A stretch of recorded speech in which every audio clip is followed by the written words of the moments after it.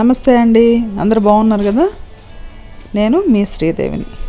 మనం ఈరోజు దోసకాయ అండ్ చింతకాయ పచ్చడితో కలిపి మంచి టేస్టీ కరకరలాడేటువంటి దోసకాయ చట్నీ చేసేసుకుందామండి. ఎప్పట్లా కాకుండా కొంచెం డిఫరెంట్గా చేసి చూపిస్తాను.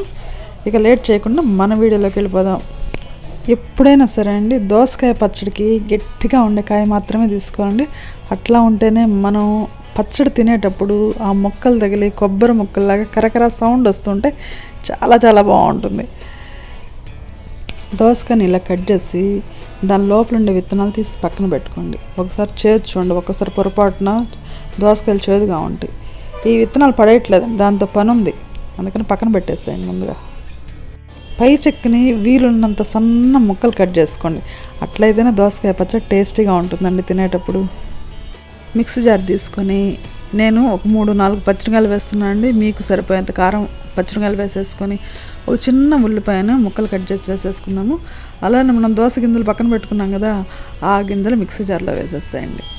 నెక్స్ట్ మనము చింతకాయ పచ్చడి మన ఇంట్లో ఉంటే ఒకే ఒక స్పూన్ వేసేసేయండి చాలు. దాంట్లో ఆల్రెడీ సాల్ట్ ఉంటుందని గుర్తుపెట్టుకోండి.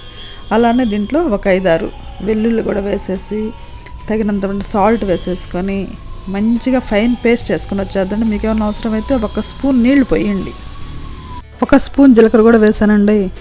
ఇలా పేస్ట్ చేసుకున్న తర్వాత కొంతమంది దీంట్లో దోసకాయ ముక్కలను కూడా వేసి మిక్స్ చేస్తారు. మొత్తం అక్కర్లేదండి, కొన్ని దోసకాయ ముక్కలు వేసి కొన్ని సెకండ్స్ పాటు మాత్రమే జస్ట్ అట్లా తిప్పేస్తే కొంచెం లైట్గా కచ్చాబచ్చాగా నలుగుతాయి దోసకాయ ముక్కలు కూడా.